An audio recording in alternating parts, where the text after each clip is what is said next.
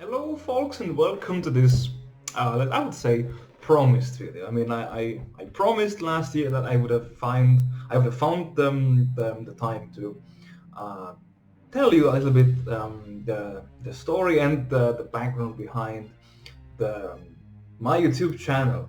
And the first question that I should answer is why a new YouTube channel? I mean, there are billions of them already. Maybe not billions, but many of them, and many of them of very good people in terms of strategy games like Hearts of Iron.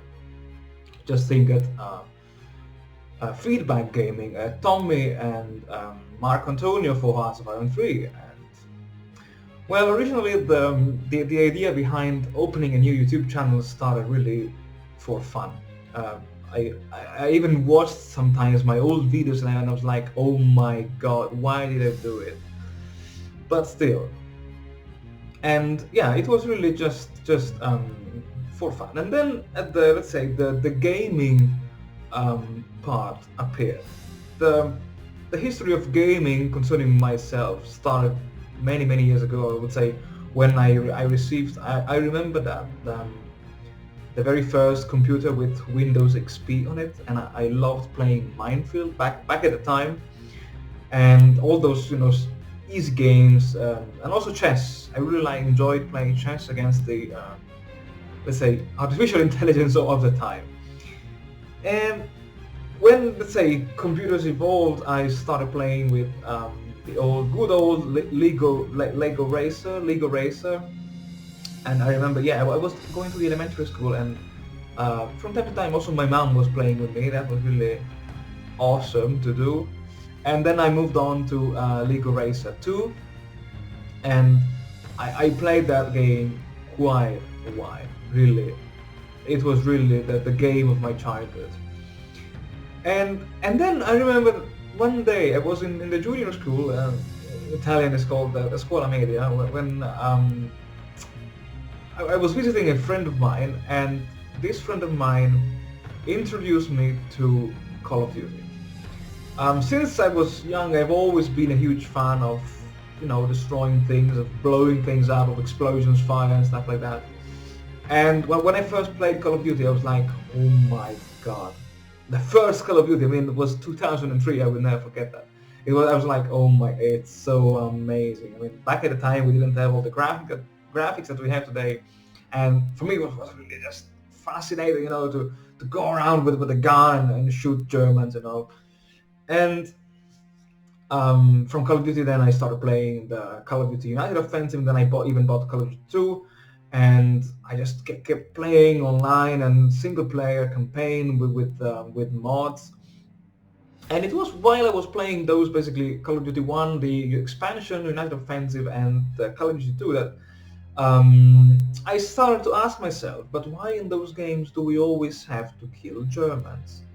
I mean, back at the time I had no idea of the Holocaust. I had no idea of the war crimes of the Wehrmacht. I have no idea about Hitler, about fascism in Italy, about nothing, about Stalin, anything. And I was like, yeah, why do we have to kill Germans? Why don't we have a game in which we are the Germans and we kill the, I don't know, the Americans or the Russians or the British in Africa? And to, let's say, kind of compensate for this question, I remember I got some mods for Call of Duty 2 that allowed you to play as the German. They just swapped the uniforms and the characters, and that was still okay. Yeah, I started asking myself the question. Then let's say another, I wouldn't say childhood, but adolescencehood game for me was Codename Panzer Phase 2. I remember when that came out, that everybody was rushing to the shop to buy that, and because in Codename Panzer Phase 2 you could have even played as the Italians. And finally, for the first time, I got a game in which I could play something on the Axis side. And then I kept I was always curious, and after having played Codename Panzer Phase 2, I realized, oh, maybe if there is number 2, there is also number 1. So, and again, I loved the idea of having an Axis campaign.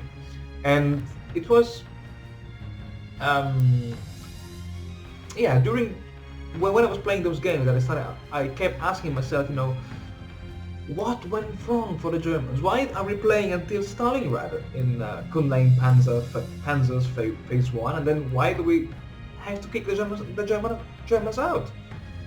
And I started investigating some battles, World War II, stuff like that. And I started really flying with the fantasy, and I started asking myself, but what would have happened? The famous what ifs. What would have happened if I don't know, the von Rundstedt did not issue the famous halt order in late May 1940, and Hitler did not sign that freaking order? What if the British Expeditionary Force was captured and never made it back home? I don't know, what if Stalin attacked first Hitler? What if Mussolini did never declare war against France and England? But what if the Operation Barbarossa started 5 weeks earlier? And I don't know, all those kind of questions. And when I was looking on YouTube to do a research project on Operation Barbarossa, I stumbled into, let's say, the game which really marked the turning point of my gaming history, which was the good old Hearts of Iron 2. I was, but by that time I was already in the high school, and I remember I think there is still this video outside of this guy playing as Germany, and this guy managed to defeat the Soviet Union with Operation Barbarossa, and I was like, okay, then if this guy made it, then I also want to do it. And I will never forget all the attempts in playing Hearts of Iron 2, Operation Barbarossa. I just kept failing because my computer at the time was not that powerful, and as Hearts of Iron 2, while it started really fast at the beginning, as soon as you kept adding divisions and divisions over the world map, the game just became bogged down and extremely slow. And then, well, after Hearts of Iron 2 came Hearts of Iron 3, and I will never forget that, because in the very first release, Hearts of Iron 3 was a freaking nightmare. It was a nightmare in terms of CPU. It took ages to load, and also the AI was extremely passive. No reaction, no attack, no nothing. And therefore I decided to temporarily abandon the strategy games to come back to my favorite games, the first-person shooters, the Call of Duty Modern Warfare, I think it was. And then after having played substantially Modern Warfare, I just gave up on this. I switched to World of Tanks, World of Warplanes, a bit of World of Warships, but I really didn't like the arcade, with the live bar of tanks. And then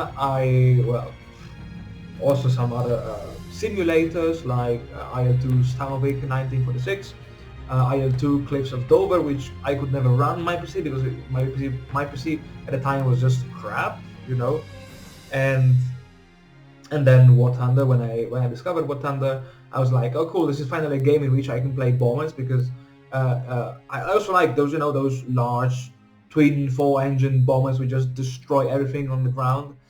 And I was like, oh cool, in War Thunder you can play bombers. And since then, I think it was 2013 now, I also kept playing a shit ton of War Thunder, actually, yeah. And I think I have now 2,000 hours or more. Yeah, that's really sad. And then I came back again to Hearts of Iron 3, and I remember there was this kind of DLC of the, I think it was the special unit pack, in which you could play as Germany and as the Soviet Union, also with the Waffen-SS. And it was there that I discovered all the potential of Hearts of Iron 3. And when I also bought the DLC, Dies Irae Götterdämmerung, that was amazing, because I had really, for the first time, a super in-depth game with Germany, And I remember, I think this is the video that got most visualizations, the alternate Third Reich, Germany Conquers Europe 2, in which this video set really, I would say, um, was the skyrocketing of my channel, because everyone, literally everyone, loved my strategy of declaring war against the Soviet Union while all of your troops were pulled back into Poland.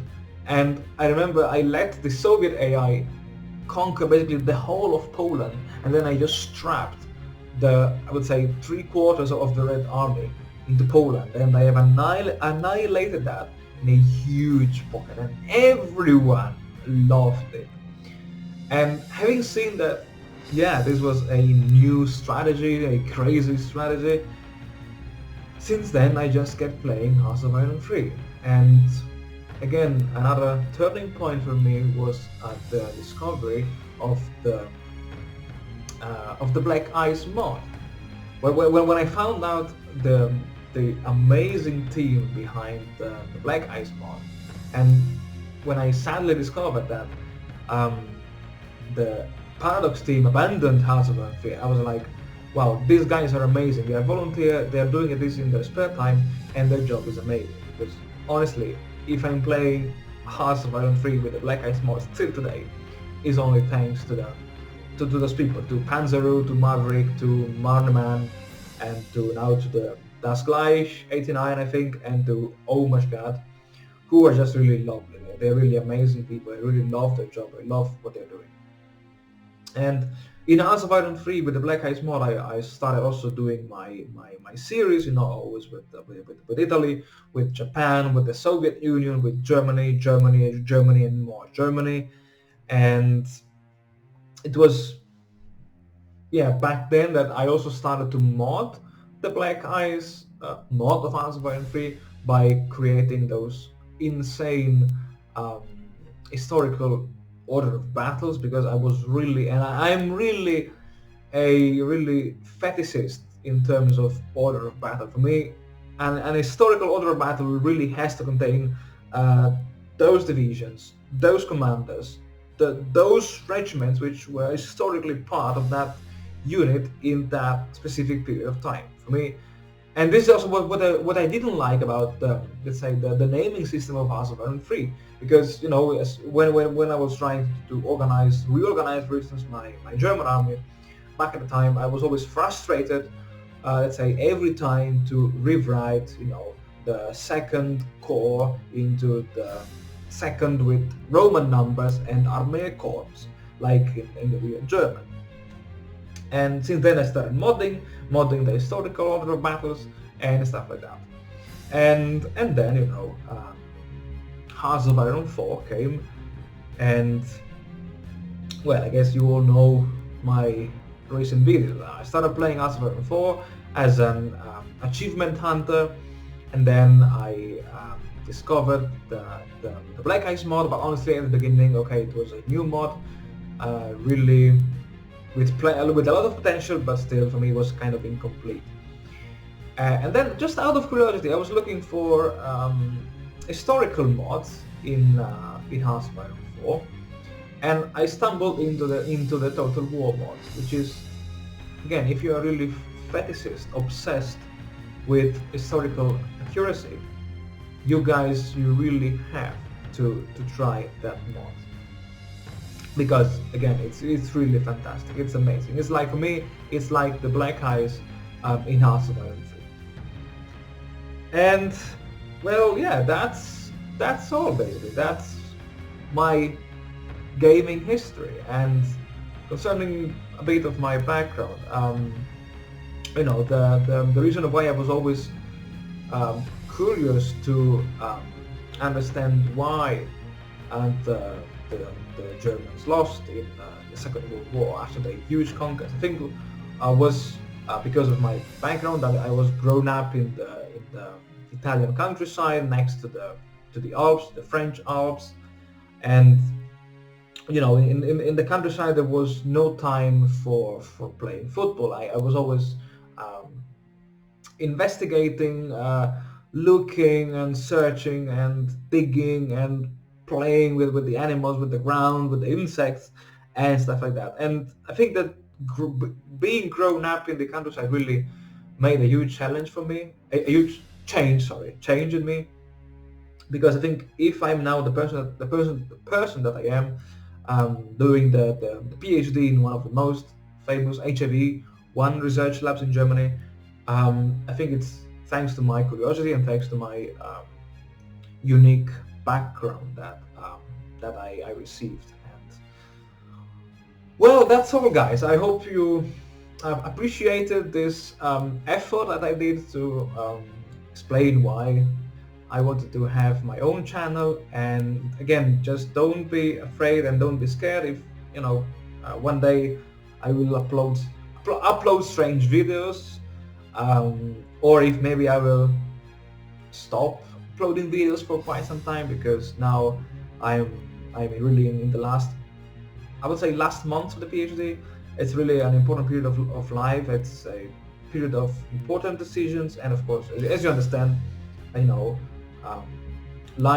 real life has the priority, because I think I didn't mention this, but I'm doing this just for fun, just because I like sharing with you guys my strategies, my ideas on how to play Hearts of Iron games, and I like also to challenge myself, you know. And I think if you watched my channel since last year, you may have seen that not all my adventures goes well, because remember my first playthrough in China with the Total War one, in which I was really humiliated by the artificial intelligence. And yeah.